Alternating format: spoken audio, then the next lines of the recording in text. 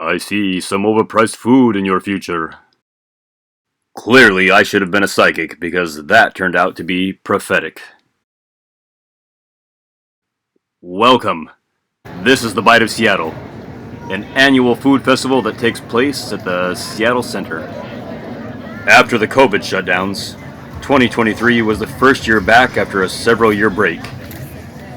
There are many different kinds of food you can try, generally at higher prices than you would usually pay. And the crowds were large, but they introduced something this year that was unpopular with a lot of the crowd as well as the vendors. This year, for the first time, you could not pay for anything with cash or even credit card.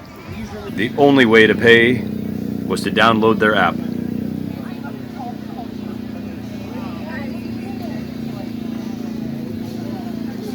The idea of this, they said, was to make it so that people didn't have to wait in such long lines.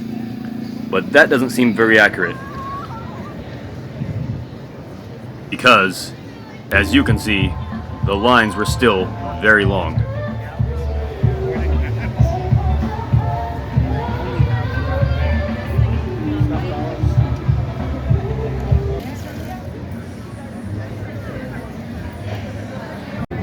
And I would say it may have slowed the process actually, because people had to take the time to order, then go get in lines, and they were still waiting around as well. So it seems to me they just added an extra step.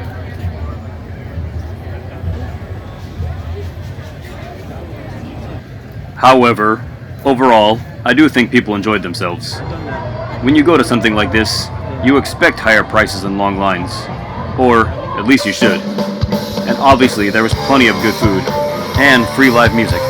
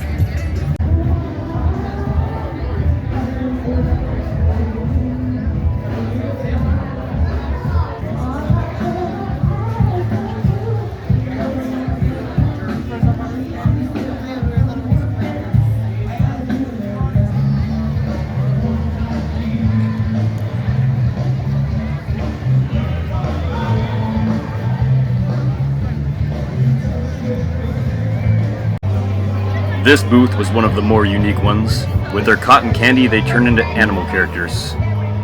Seemed like something you might see in Japan's kawaii culture.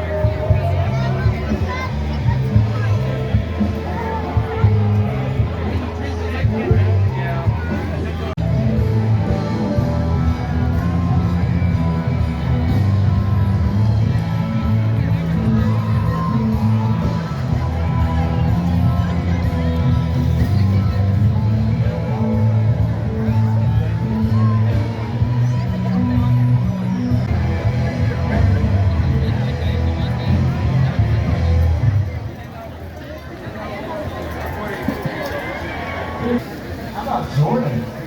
Bass player.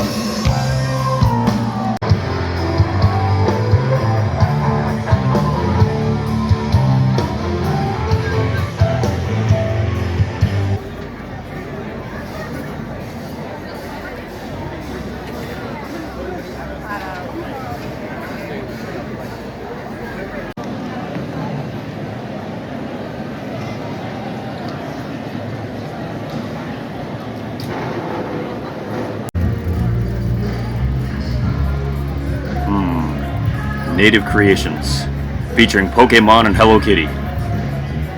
Native of Japan? Well, it's been fun. From the Bite of Seattle. See you next time.